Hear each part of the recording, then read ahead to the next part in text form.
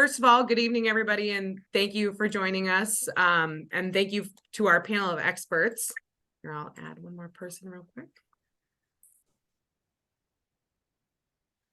So our panel of experts on local recreation and exploration. Before we get started, I'm going to ask that all of our audience members ensure that their microphones are muted, and that way we can just hear our panelists nice and clearly. We're excited to be joined by 4 panelists tonight: Steve Lovering, Christine Bergeron Merrill, Ray O'Connor, and Niles Gagnon. I'm going to introduce them before we start with our questions, and there will be an opportunity at the end for more questions. So feel free to drop those in the chat or hold those till the end. Okay, so first I'd like to introduce Niles.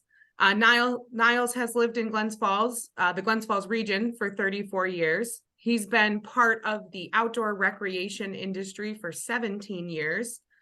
From working in the snow sports side at West and Gore Mountains to retail at Inside Edge and now Gray Ghost Bicycles, he's an avid cyclist that enjoys all aspects of the sport, from competition to using a bike as transportation. And next, I'd like to introduce Ray O'Connor. Ray abandoned his career as a bank CEO to become a writer. He also serves as the CEO of a not-for-profit community development organization and was a special agent with the United States Defense Department in an earlier career. Ray's avocation is hiking and mountain climbing.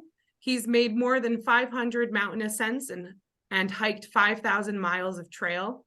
He's an admitted hike-aholic.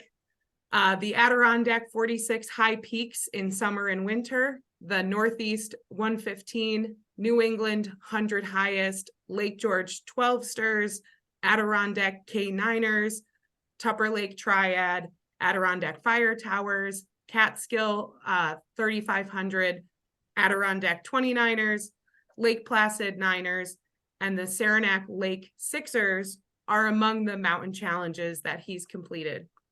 His farthest adventure has taken him to the summit of Africa's Mount Kilimanjaro. So next, I'd like to introduce Christine Bergeron Merrill. Christine is a senior program coordinator in the Office of Special Programs at Skidmore College in Saratoga Springs. For the past 19 years, she's managed a myriad of programs, residencies, and events, including the New York State Summer Writers Institute, Summer Young Writers Institute, Camp Northwoods, Skidmore Flute Institute, Harlem Boys Choir Residency, McCormick Visiting Artist Scholar Residency, Greenberg Middle East Scholar in Residence, and Jacob Perlow Event Series. Prior to Skidmore, Christine served for 14 years as the superintendent of the Parks and Recreation Department for the city of Glens Falls. While pursuing her Bachelor of Science degree at the University of New Hampshire and San Diego State University, she also pursued her career as a distance runner, competing on the Division I cross-country and track and field teams, and the elite Nike-sponsored Coast Athletics Track Club of Southern California. On Thanksgiving Day in 1983, she won and set the women's 5K course record at the Troy Turkey Trot in Troy, New York, one of the oldest road races in the United States. Her record of 16 minutes and 3 seconds still stands today, and earned her the designation of the fastest 5K run on the roads by a woman in the world that year. Her time tied with that of Heather Thompson of New Zealand. Christine qualified for the 1984 U.S. Olympic track and field trials in the women's 5,000 meters international exhibition race in Los Angeles. Upon graduating from UNH in 1985, she continued to compete professionally for Converse and Adidas. Her passion for athletics began when she competed in her first Nordic ski race at age 11. She started running as a freshman in high school, merely as a way to dry land train for ski season.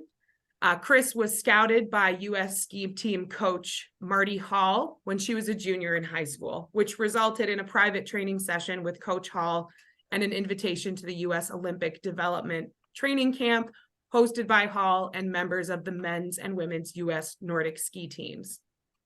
While a senior in high school, she was invited to compete against members of the U.S., Canadian, and European national ski teams in the prestigious Glens Falls International Cross-Country Ski Race in Crandall Park. Christina has been a member of the Friends of Skidmore Athletics Committee and was appointed by the college president to serve on the search committee for the Dean of Faculty and Vice President of Academic Affairs. She also served on the board of directors for the Glens Falls Family YMCA, as well as the Athletics Hall of Fame Selection Committee for SUNY Adirondack, where during her freshman year in college, she was the 1980 National Junior College Nordic Skiing Champion in both the individual 5K and team relay in Lake Placid. And last but certainly not least, I'd like to introduce Steve Lovering. Steve was born in Maine and spent his childhood and young adult life in Williston, Vermont. He attended Castleton College, graduating in 1989 with his Bachelor's of Science in Recreation Management. Prior to landing in Parks and Recreation, Steve dabbled in landscaping, worked in the resort industry in Killington, and managed recreation at a correctional facility. In 1990, Steve moved and was hired as the assistant director of Parks and Recreation for the town of Queensbury and moved to Queensbury, remaining in the position until he was appointed director of Parks and Recreation in 2005. Throughout his tenure, Steve has additionally served as treasurer for the Capital District Parks and Recreation Association, has been a 33-year member of the New York State Parks and Recreation Society, has worked in collaboration with Adirondack cycling advocates, and has served on the executive committee for Capital District Parks and Recreation. In 2019, Warren County Soil and Water Conservation District recognized Steve as Conservationist of the Year for his work in protection and enhancement of area habitats and natural resources. In his 33 years with Queensbury Parks and Recreation, Steve has continuously strived to improve the quality of life for Queensbury residents through the development of parks, playgrounds, trail systems, and recreation programs. He values family and strives to include opportunities that families can enjoy together, as well as opportunities for all ages to try and learn new skills. Being outdoors is a priority in Steve's life, and he has worked to create trail systems that allow others to easily enjoy the outdoors as much as he does. An important community project which began in 2014, creating mountain bike trails at Gurney Lane and Rush Pond, has been a great success. The trail systems have been named the #1 mountain bike trails in New York State for multiple years, as well as being publicized as a top mountain biking destination in the Northeast. Today, Steve calls Queensbury home with his wife, 3 adult children, an energetic golden retriever. You can often find him hiking, mountain biking, golfing, or spending time on or near the water. While Steve appears to be thoroughly enjoying his free time in this beautiful community, you can be assured that even in these moments, he is looking, listening, and thinking of new and unique ways to build and expand parks and recreation in this area. So thank you all very much for joining us this evening. We have very impressive panelists here. So what we're going to do now is move to our questions and just start working through some questions here for our experts. So my first question for you all is, what is your preferred outdoor activity, and what do you hope to achieve this year, either on a personal level or as a community related to that activity? And I'll have Christine go first. Well, that was a really tough question to answer because there's so many things that I enjoy. I mean, we have such a wide array of activities that we can enjoy in this area year round. And I'd have to say that, cross-country skiing and alpine skiing for decades has probably been my favorite activity. But more recently, in the last couple of years, I've really enjoyed canoeing and kayaking. And I love how, it's taken me to some remote lakes and ponds in the Adirondacks, and I look forward to exploring more of those areas. in the future. Great, thank you. Niles? In the area, I love cycling, both on road and off road. I think with like what has gone on in Queensbury with the addition of tons of mountain bike trails for all ages and all abilities, it's really great to get out on those. And then we have some of the best roads in the area, at least in my opinion, for road cycling as well. Between the Queensbury and Saratoga area, and then also over in Washington County, there's some really awesome farm roads out there that are just not traveled by a lot of traffic. So it's really great riding. And for this season, we'd like to do more of what we love to do is get more people on bikes, and especially as Gray Ghost as a shop, getting new riders into the sport is really what we love. We have a youth mountain bike team that practices at Gurney Lane all the time, and it really helps to get new riders into the sport and create a love that will last a lifetime for them. Great, thank you. Ray? Hiking and mountain climbing is my main thing. I started doing it about 15 years ago. I used to be a distance runner, but started having some trouble with my joints.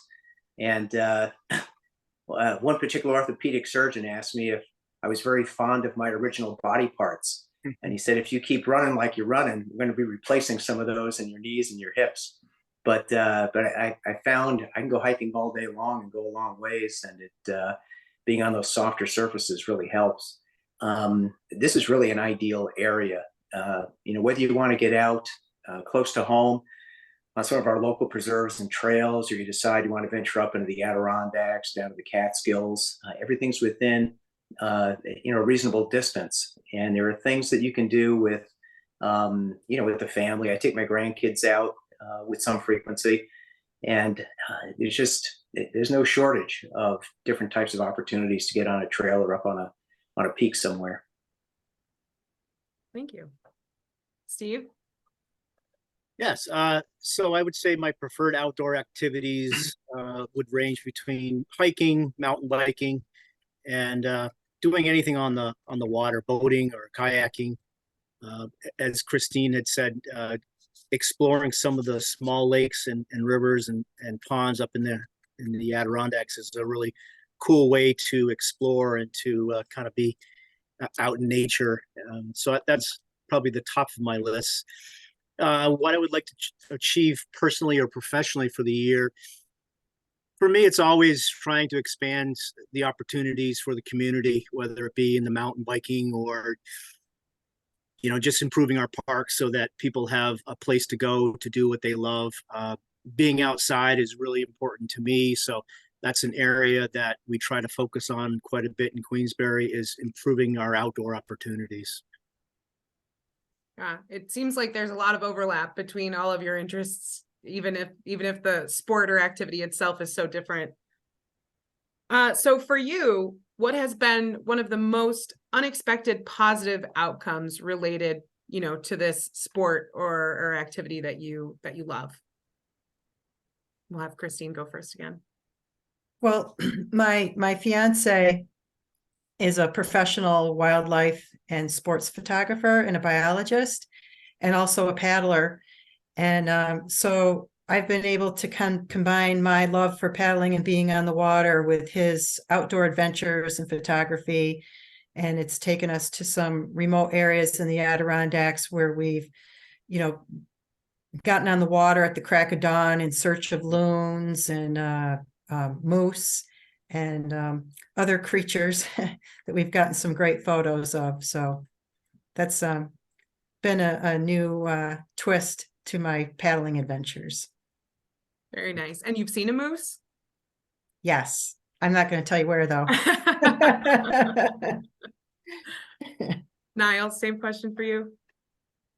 I would say for me, it's the growth of the sport in the area, particularly the last couple of years with the growth of mountain biking in the area, with the addition of tons of trail networks that are popping up now. It's unbelievable. From all different places around Warren County, Saratoga County, and like the local kind of closer areas of Vermont. Like the riding is just, it's endless, and like the growth has almost been exponential in the last probably 5 years, I would say. And it's pretty awesome to see the amount of people from families that are getting into it, to adult riders, and just everybody really enjoying it, and where it can bring people is really nice.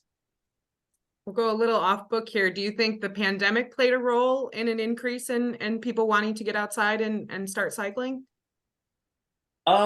Yes, yeah, at least in the last couple seasons, for sure. There was definitely boom before that happening, but I would say that kind of spawned more interest for sure. Yeah. Thank you. Ray, what about you? An unexpected positive outcome? Probably for me, the most unexpected and the most positive are the people that I've met, friendships that have developed from folks that I literally just, were strangers when I might have gone out on a group hike with the Adirondack Mountain Club, as an example. You mentioned before about Christine being from Skidmore. I don't know if you knew a student by the name of Tanash Gwakuka, but he's from Zimbabwe, and I got to know him and go out hiking with him. So local people, people from 3 or 4 different continents have become friends by virtue of just being out on the trails. One quick story, my closest hiking friend, Joe, is 30 years younger than I am. And he and I met on a trail one day. The two of us met a young woman and a young man on the trails one day. The four of us became close friends. And one of the younger guys and the young woman wound up getting married. And my buddy Joe was the officiant at their wedding. So none of that would have happened if we didn't all get out on the trails one day. Yeah, well, that worked out well. Yeah. And Steve, what about you? Well, I think an unexpected positive outcome for me is one of the things I really love to do is hiking in and around Lake George.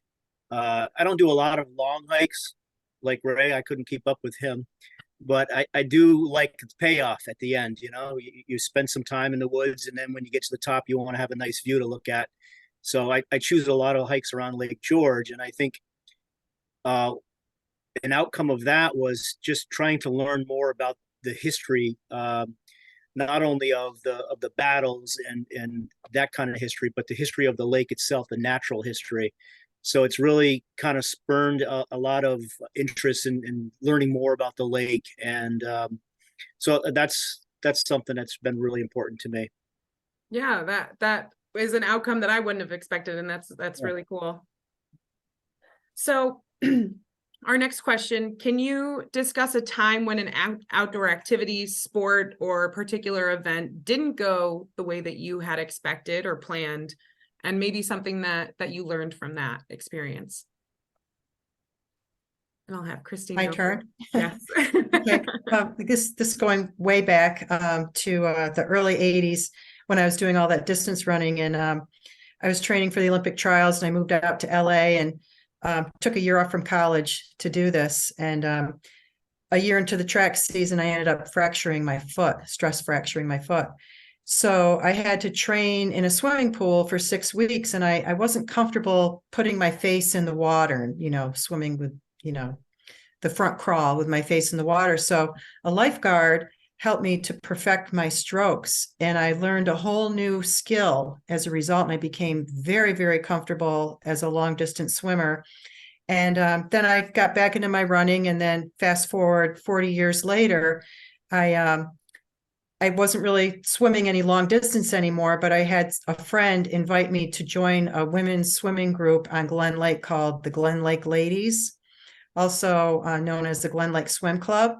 And we're a group of long distance swimmers. And I took a chance and joined the group, and it's kind of like riding a bike. I was just able to pick those strokes right back up, and the breathing was very comfortable. And it took a really, really negative and a devastating situation that I experienced when I was a runner into a really positive situation and a whole new skill. And I was able to make a whole new group of friends as a result at Glen Lake. Yeah, connecting it back to what Ray had talked about with the people that you meet, that's opened Absolutely. a totally new door. Yep. It's all about the relationships. Mhm. Yeah. Niles? This one was kind of a tough one to answer, I guess. I would say one negative or one unexpected outcome that I see sometimes often with the cycling side of things is the negative kickback that a lot of people that aren't cyclists have towards cycling. Whether it's somebody trying to advocate for getting bike lanes or safer transportation around town and the kickback that you get from that, or the development of people wanting to put more trails in or anything like that, and just the negative kickback that sometimes you can get from that is sometimes really surprising to me. I guess I don't know, not really thinking from the other side. I guess it's kind of selfish to say that, but it's just, yeah, it's surprising, the negative kickback that you sometimes get. Not everywhere, but just in certain aspects of it. Yeah, well, and I can see where that would be disheartening. I know, Saratoga is working on expanding that bike lane, and I know that they've experienced some issues with, changing traffic patterns and things like that. People don't like the change. It's not necessarily that they're anti-bike, but change can be difficult. Right. Yeah. Yeah. Ray, what about you? There's always one story that jumps out about a negative experience. About a handful of years ago, my buddy Joe and I, and it happened to be Friday the 13th. It was in February. We went up to the Adirondacks to do a traverse of 5 different mountains. And we checked the weather forecast like we always do, and it was supposed to be chance of flurries. So after we got across the first mountain, which is called Sawteeth, we're headed up to the second one called Gothics. Just full blown blizzard weather. You couldn't see 5 feet in front of you. In order for us to talk to each other, we had to scream at each other because the wind was so loud and howling. And with the poor visibility, the way the snow was piling up, we always have a bailout plan in case things don't go according to our original plan. We couldn't find our bailout trail. We couldn't find a trail anywhere. And as we crossed the summit of Gothics and we're going to try to head back down, Joe screams at me. He says, "Ray, are we going to die today?" So I said, Joe, if we get stuck out here, we might lose a few fingers or toes because it was pretty cold. but nobody's dying because, we always go out prepared to spend the night if we have to. So the lesson learned is, and we had been on hundreds of mountains before, and the lesson learned is, like the Boy Scouts, always be prepared. You just never know what's going to happen out there. Yeah. Yeah. Well, that sounds like an intense experience, but I'm glad you were prepared. Steve, what about you? Well, I'd say, as Niles had suggested, that this was a hard one to answer. I don't have any story that readily came to mind, but definitely earlier in my career, being involved in special events, planning races, and not knowing who's going to show up, one of those open to the public kinds of events or activities. But I can remember, I guess it's a positive in that you're expecting a few hundred people to show up, and then you get 500 or 600, and okay, well, what about this? What are we going to do now? So I guess one of the things I've taken from those kinds of experiences is to always be over planning for everything. And when you're planning an event, that attention to detail, and as Ray alluded to, that plan for what are you going to do if something goes wrong, those details really need to be part of your overall plan, and lots of times they're not, and sometimes you learn the hard way. I'm sure that I have over the years.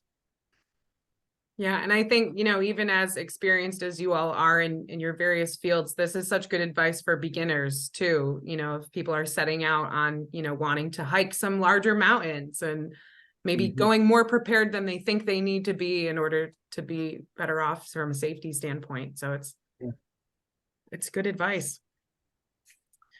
Okay, so on to the next question. What skills can be cultivated through participating in local outdoor recreation that you think, might be transferable to other aspects of just regular parts of our lives? Well, I'd have to say that there's skills that I definitely use every day in my job. Teamwork, relationship building, dedication, discipline, and time management are the 5 that I can think of. And I'm sure there's many more. Yeah. Niles? When I read this question, the first thing that kind of came to my mind was our NICA program. So it's a youth mountain bike team, basically, for kids in 6th grade up to 12th grade. And every season we have a couple kids that when they first start are like kind of shy and don't really interact with everyone. And then as we progress through the season, you see them get more and more confident in their riding, in their abilities, and in their social skills with the other kids. And it's great to see that confidence boost that they get throughout the year. And maybe they're apprehensive about trying some of the races at first, and then by the end of the season we always try to get them to try at least one of them, and you see that sense of accomplishment on their face when they get done with it is really great, and just seeing their confidence grow is really awesome. Yeah, that's got to be a great part of your job. Yeah. Ray, what about you? Some of the things that Christine just said, about organization, planning, leadership, those kinds of things, are something you're, part of what of my experience has been too. A phrase that I use with some frequency is that getting out into the wilderness, up in the mountains, out on a trail, almost anywhere, is that it's as good for the mind and the soul as it is for the body. So for me, it helps me, and I think it helps other people develop this skill of resetting and getting your head, getting your mind, getting your heart in the right place again, so that it makes it a little bit easier to undertake the challenges that you have once you get out of the woods. Yeah. Yeah, that's great. Steve? So the items that came to my mind were healthy living, stress resolution, and just an appreciation for the benefits of slowing down. We all get so busy in our day-to-day lives and so scheduled that sometimes we forget that we've got to take care of ourselves on a physical and mental level, and that sometimes escapes us. But I personally find, going on a hike or being out on the water and just being able to relax, look at nature, be part of nature, I think that always is a very positive experience for me. And I think it would be for other people if they could just take some time to understand that. Yeah, great. Thank you. So this next one is kind of a multi-tiered question, and I know that it can maybe be challenging to answer, but it's something that we were interested in, and that's about the accessibility of some of these, activities and outdoor recreations. So how accessible would you say local outdoor recreation is, in terms of how physically accessible is it to people maybe with disabilities, or how accessible is it to those with maybe some financial barriers? And do you see any paths to making some of these activities maybe more accessible? Well, I think there's an awful lot of outdoor opportunities for recreation that are accessible to a wide array of people, with disabilities and financial hardships.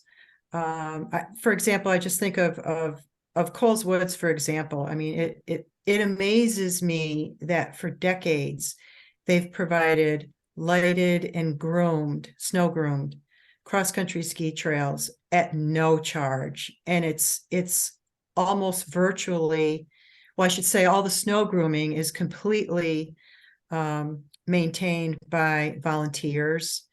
And, a lot of the trail work is done by volunteers, cleaning the trails with their storm, cleaning up debris and things like that. But obviously the city has put a lot of money into maintaining those trails, keeping them lit, every night in the wintertime. And it's just a really, really wonderful thing. And I know it's not an outdoor activity, but the rec center behind the Y comes to mind too. The fact that they offer ice skating there, public skating still for free is incredible. But there's always room for improvement. And I'd have to really defer to Steve Lovering to answer this question better, being a professional in the field for so many years.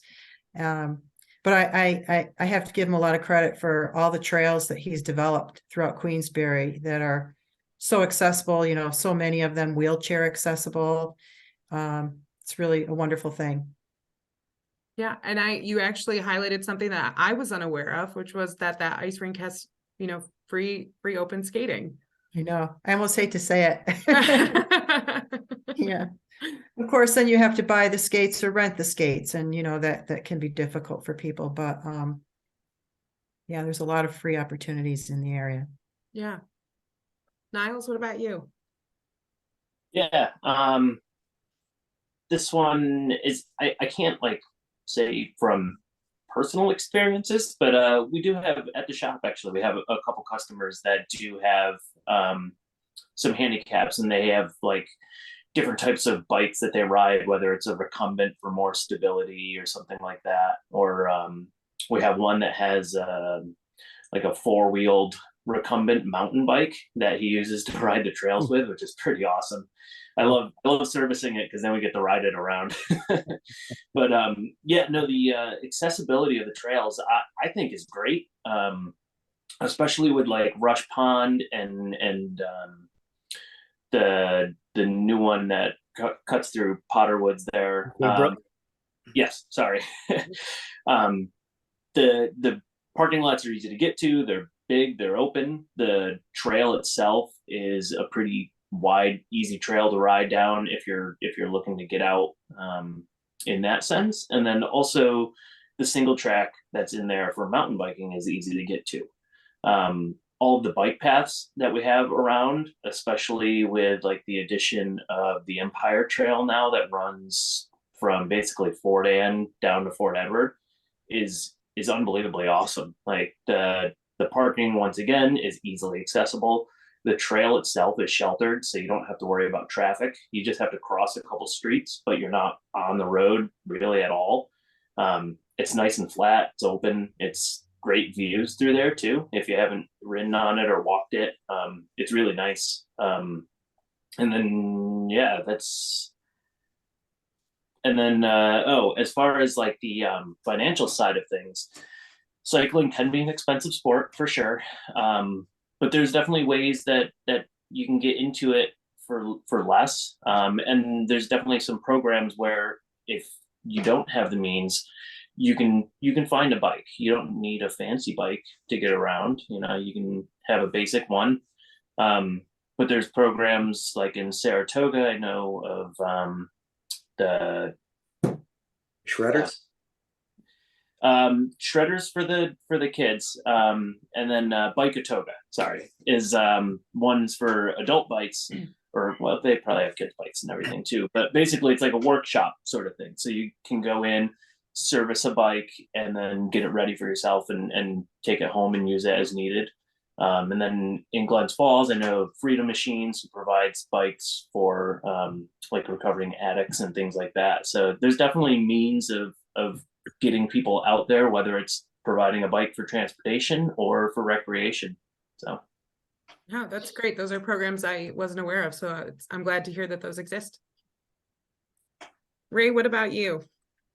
As far as accessibility, one doesn't have to travel too far to be able to find, whether it's in Warren, Washington, Saratoga County, to find a trail of some kind to get out to, whether it's flat, hilly, paved, gravel, surface, making it more easily accessible for folks at different ability levels. On the economic barrier side, one of the things I like best about hiking is, if you can manage to find a decent pair of shoes, you don't need a whole lot to get out on a trail. So it's probably one of the most economically reasonable activities you can do. Yeah, that's true. As long as you're not going out in a snowstorm, right?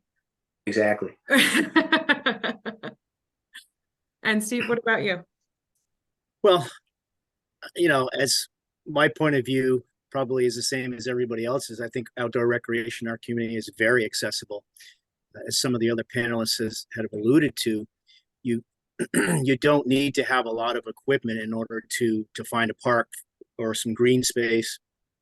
I think our trail systems in the area, whether it's the Warren County bike path, the trails in Glens Falls or in Queensbury, they're all right out your back door. And literally in some instances, they're connecting neighborhoods.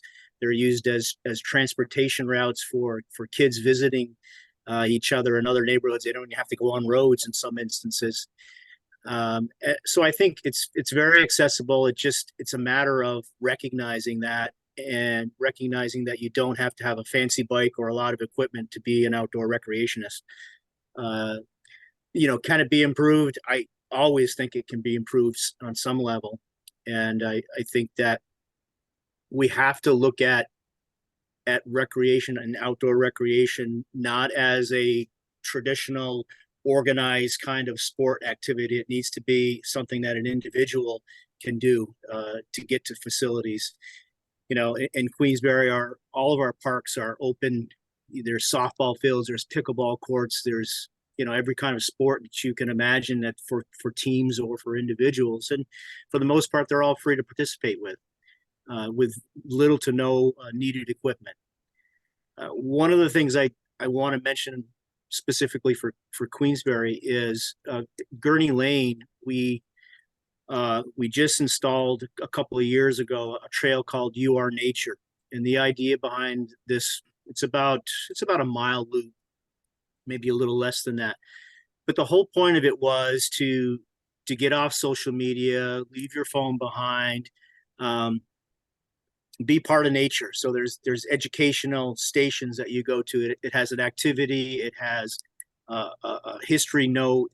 It invites you to do this activity. It could be hugging a tree. It could be putting a leaf on a stream and watching, but there's an educational part behind it. And I think that kind of recreation sometimes gets lost. It's perfect for, an adult or a child who has anxiety issues. I mean, that's who we marketed it towards. So there's scavenger hunts. There's ways to get you to be part of nature, which I think is so very, very important. So can it be improved? Yes, it can be. And I think it's niche programs like that, or activities or trail systems that add a little bit that's off the beaten path, but perfect for those who might have physical or intellectual disabilities. Yeah, and it can be improved, I think probably exists in every place. There's room for that kind of improvement, and it's good to know that we do have so many accessible trails and activities here locally. So that's great. So what outdoor recreation activity would you recommend to someone who's new to this region? So they've just moved here, maybe they're not familiar with the Adirondacks at all. What would you say is a good starting point? I would recommend in the wintertime, I would recommend snowshoeing, because if you can walk, you can snowshoe. and it's the equipment is relatively inexpensive, and if you don't want to buy it, you can rent it somewhere.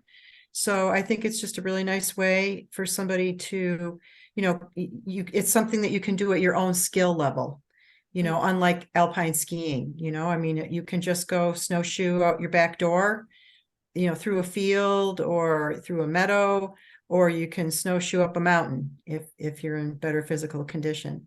And in the summer, I would recommend kayaking or canoeing, because one of the things that makes this area so awesome is, and the reason I moved back to this area many years ago is because of all the waterways, the rivers, the ponds, the lakes, makes it so unique. And there's just so many beautiful places to explore.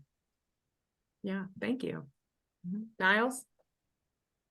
Obviously I would recommend biking, but if you're not into cycling, I would say hiking in any sense, whether it's up mountains, because we have plenty of great uphill hikes, but we also have so many diverse just traverses and different trail systems, whether it's kind of easier trail systems that are on some of the nature preserves, or if you're up on like Spire Falls area on like the Graphite Ridge and stuff like that.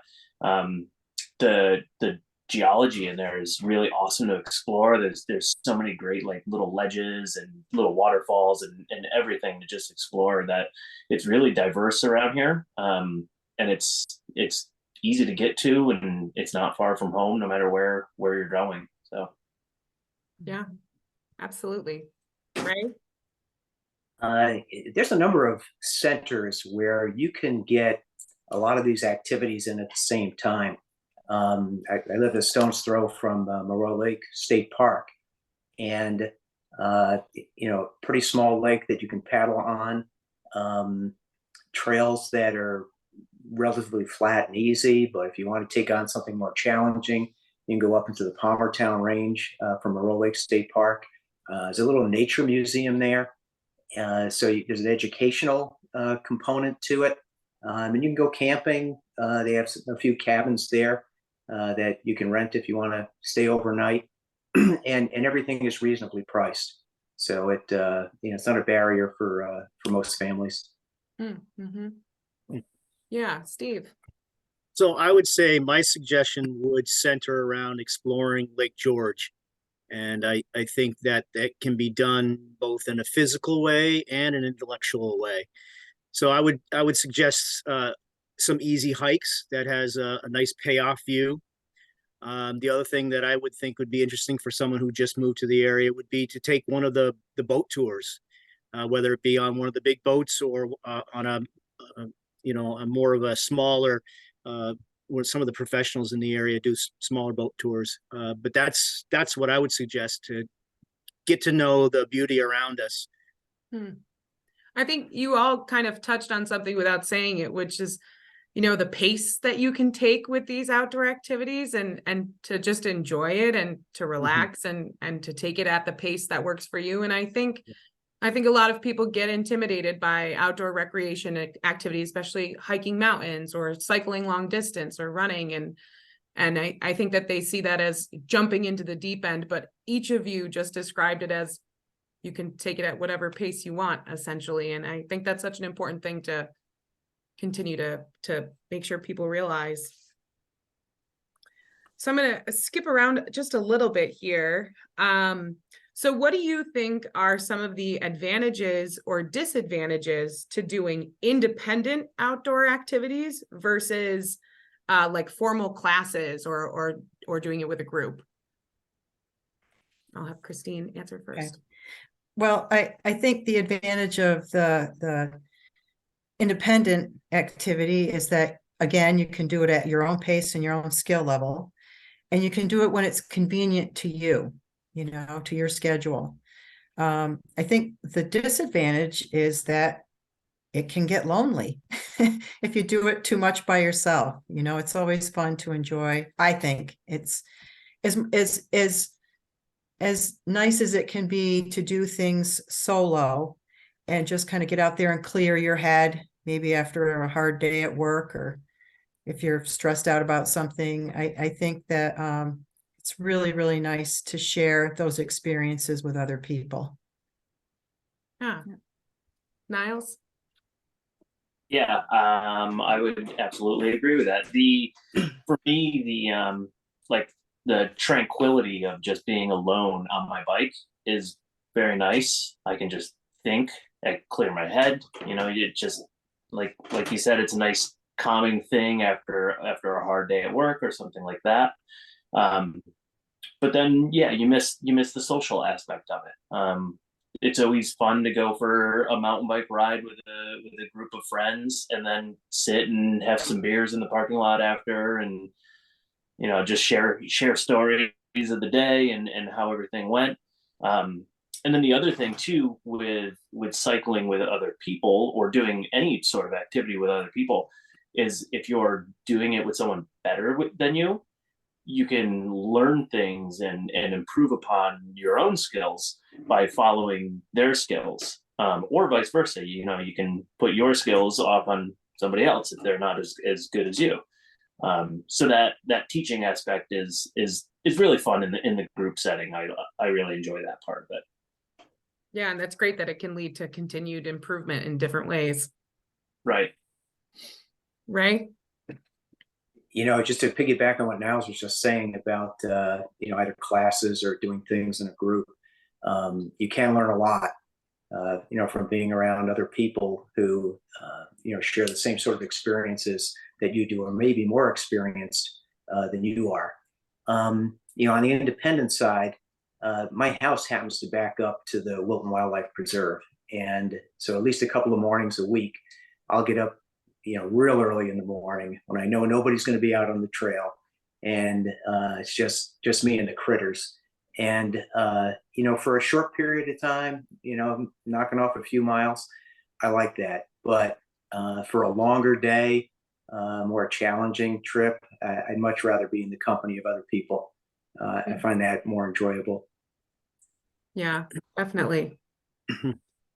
Steve? Well, I think that I think it's really choice based on interests or desires. I don't think there's any wrong way to recreate as long as you're doing something and you're moving. I think it's a win-win. Personally, I do like doing group activities, just being with other people and being able to talk about your day. I think it's one of the ways that you can release some of the stress that you have. So for me, I like that, being with a group of people to recreate with, but at the same time, I can totally get where someone would want to make it more of an independent.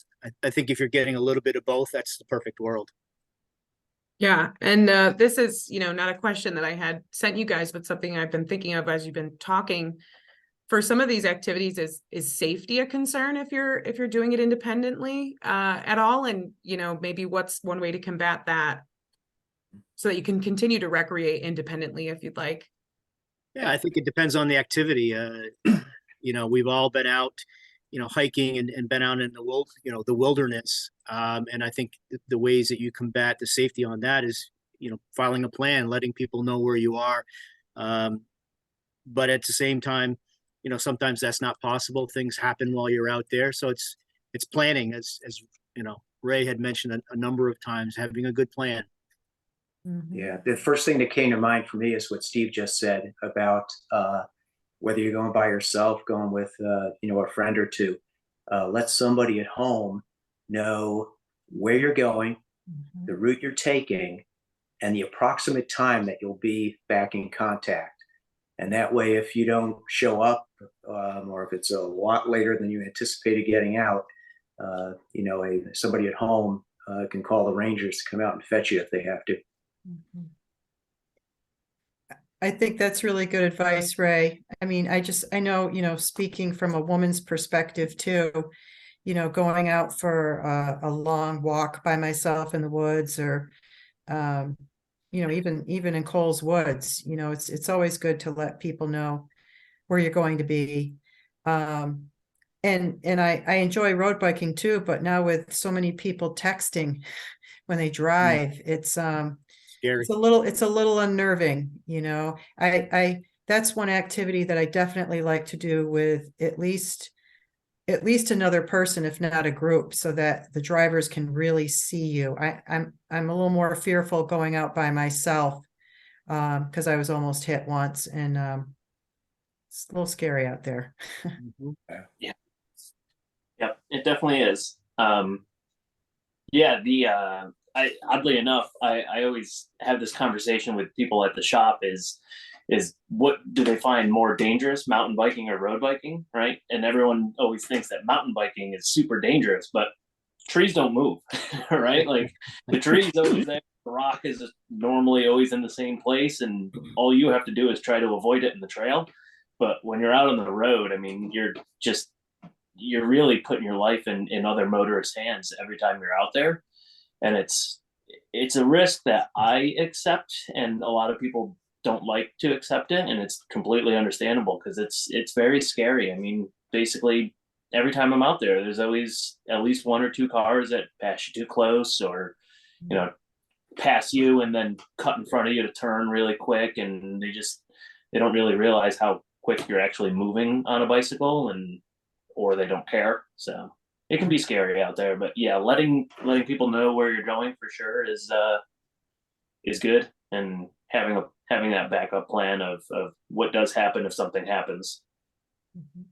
Yeah, and I think this is true of so many different things people do, keeping your own personal safety in mind and the safety of your group. So kind of transitioning into some closing questions here. What motivates you to continue doing this? And we've talked about mental health benefits and physical benefits and things. So obviously that can be your answer, but what really do you feel like motivates you to continue? I would say for me, the physical activity part of it is, maintaining a quality of life, for my physical fitness.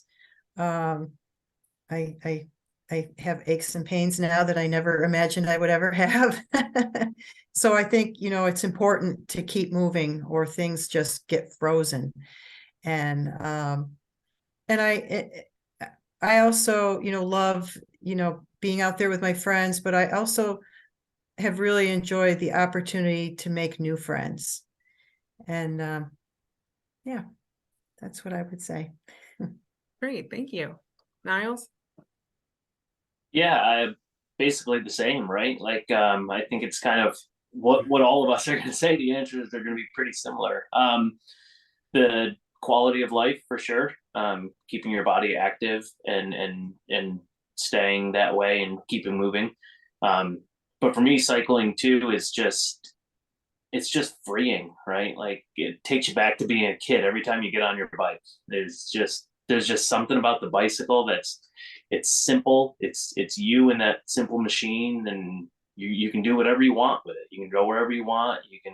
You can ride it whatever manner you want to. And then sharing that social aspect with other people is really fun too. Going out on group rides and going out for a mountain bike ride with a handful of your friends and just sharing experiences is really fun. Yeah, and it's not hard to beat not having to fill up a gas tank to do that. So Ray, what about you? One of the things that motivated me early on was my dad was 47 years old when he had his first open heart surgery. He had his second one when he was 61. He had a bad stroke when he was 70. He managed to live to be 86 years old. His cardiologist once asked me, "What do you think kept your father around that long?" And I said, "I think spite. He was just a tough old guy." So that was one of the things that encouraged me to try and stay as fit as possible, both body and mind. And just like the other panelists are saying, it's just flat out fun out there. I think it was Steve before, talk about getting away from electronics. I don't believe in electronics in the wilderness. You might bring a cell phone with you just in case, but I'd much rather rely on a map and a compass than electronics out there. Great, thank you. Steve? So for me personally, it's as everyone else has said, it's fun, it's quality of life. And professionally, it's about my community. It's about trying to do what I can to improve recreation in my own community. Yeah, well, I think we can all thank you for your continued work to improve local recreation. Yeah, and I think that, what you guys touched on is the reason that we wanted to have this conversation with you all tonight, and to you know, for our community to know that there are opportunities like this that exist and that they're accessible and that some of them are free and that it has the opportunity to build more community for people and just gets them outside. So my last question for you, and then we can open up some conversation for folks in the audience. What is an outdoor activity that you have yet to try, but you might be interested in the future? And if you've tried them all, then congratulations. I'd like to try backcountry skiing. I had one experience with that when I was a freshman in high school. At the end of ski season, our ski coach at Queensbury High School in March took us up Mount Marcy on cross-country skis. And I got to a quarter mile from the summit and we could see a storm at the summit swirling. And my coach made almost the whole team turn around and go back down the mountain. So I was one of the ones that had to go back down the mountain because he only wanted the most experienced hikers, you know, going the rest of the way with him. And so that was discouraging. I never got to finish that. And I'd like to try something like that again. Maybe not Mount Marcy, but something, you know, more mellow backcountry. That sounds like it would be very cool though. Yeah. Niles, what about you? I've always wanted to try whitewater kayak. I feel like it would be really fun. I had a couple friends that I used to work with that did it, and I really enjoy snowboarding, and I feel like it would be, for some reason, really close to the feeling of that, just being out on the water and being able to like surf the waves and kind of be free to go kind of wherever you want within the river, you know, within you know, certain confines. But yeah, it always seemed like a really fun way to get out there and express yourself in a different manner. Yeah, that would definitely be fun. Ray, what about you? I've never been a skier or a snowboarder, and my grandson, who is 11, and my granddaughter, who's 8, have taken up those two sports. And in my burning desire to spend as much time as I possibly can with my grandchildren, I'm giving that some thought. We'll see.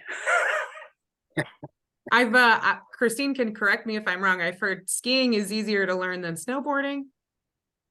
I would say yes.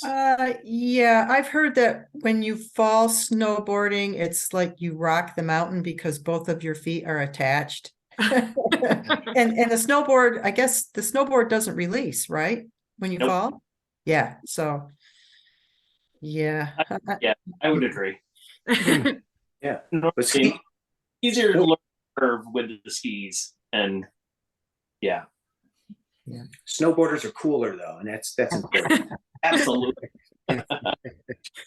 And to be a cool grandparent, there is nothing Yes. quite like it. Steve, what about you? You know, this was probably the hardest question. I've tried a lot of different things. Nothing immediately came to mind. So I guess my answer would be, I would want to go back to an activity I haven't done in many years, and was an activity that I was very much into during my early 20s, and that's windsurfing. Totally got hooked on that, you know, in college and after college, the first few years of working.